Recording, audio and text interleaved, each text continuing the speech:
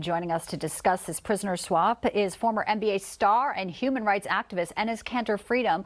Thank you and welcome in today, Enes. Good to see you back here on Newsline. Thank you for having me. Obviously, bringing Americans home is something that no one is going to dispute. Is a wonderful thing for these families. They're reuniting them. Some of the family members were able to meet them in Doha, and I'm sure it was just emotional, and as you would expect. But there's controversy over this deal because it does unfreeze $6 billion in Iranian assets. This is a country that is our enemy. Death to America. They are obviously terrible to their own people. But we know since this prisoner swap, and many say this just made the bounty on Americans' heads even higher overseas. What is your reaction to this deal by the Biden administration? I mean, just like you said, so the Biden administration has struck a deal with Iran to swap prisoners and release $6 billion in frozen Iranian funds. I think it's ridiculous, because the United States classifies Iran as a state sponsor of terrorism. So that's why the deal has garnered lots of criticism. I mean, of course, we care about every American soul around the world, but I believe U.S. should not be negotiating with terrorists.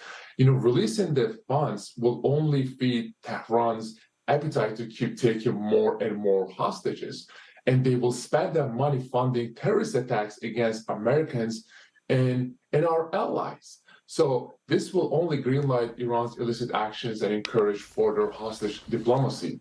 And also, the only ones is going to benefit from the $6 billion are Khamenei and the IRGC. So for the Iranian people, it will only bring more oppressions, more arrests, more torture, and more executions.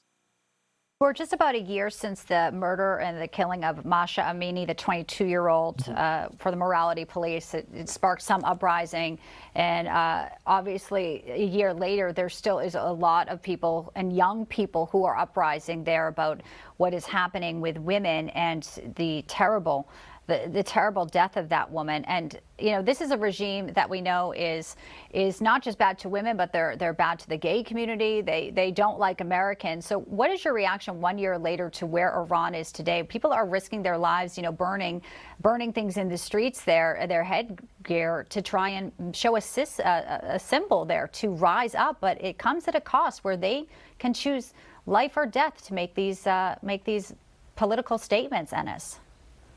I want to give a huge shout out to all the women activists, Iranian activists around the world. They've been so brave, and they're inspiring millions of people around the world.